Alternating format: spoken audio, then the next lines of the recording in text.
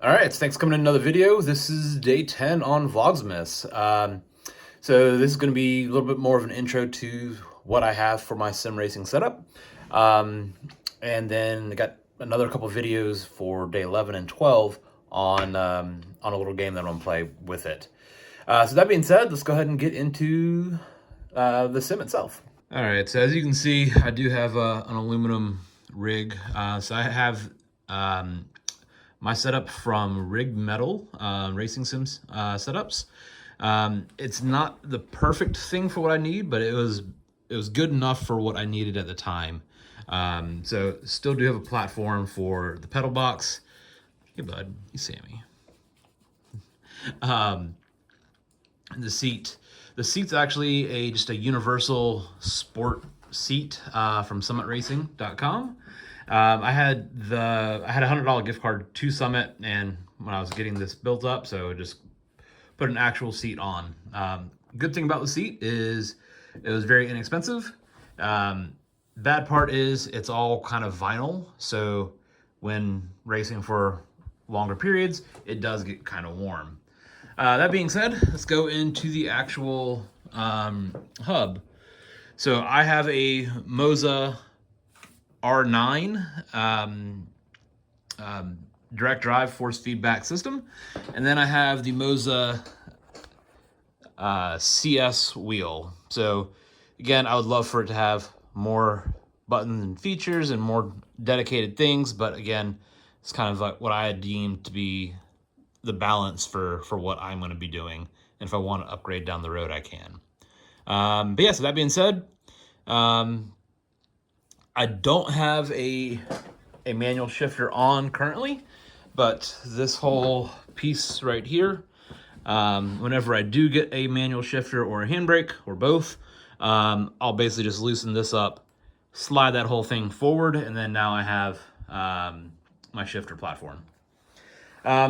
Moving on, I do have a 3-pedal setup just because, yeah, eventually I'm going to have a manual shifter, and I do have a load cell brake pedal. So I do have, I think it was the medium spring or the advanced spring. I don't remember which one it is.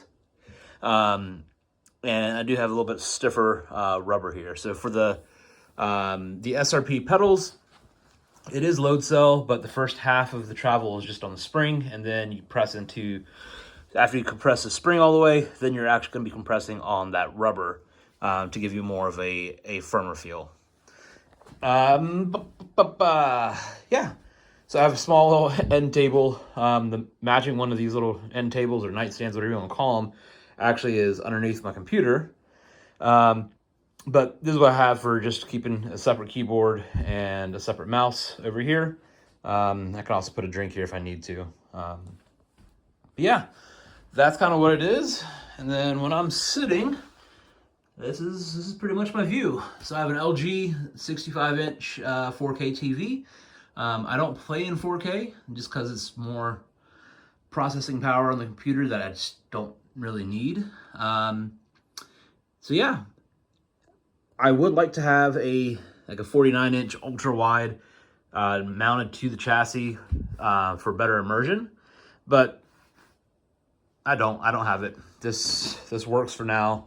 Maybe version 2 of this whole sim thing, we'll be flipping this around, putting it over here, and that way I'll have space for a couch up here. Yeah, so that's basically a sim. Moza CS wheel, R9 base, SRP pedals, Rig Metal extruded aluminum chassis or cockpit, and then a universal sport seat from Summit Racing. And Sammy, I'm sure you've seen him in a couple other videos. Hey bud. He's he feels left out when playing, so as I'm driving, he'll come from this side and stick his head kind of right underneath my arm as I'm trying to steer and drive, because Sammy wants to be included also. Right? Sit. Shake it. Yeah, good boy.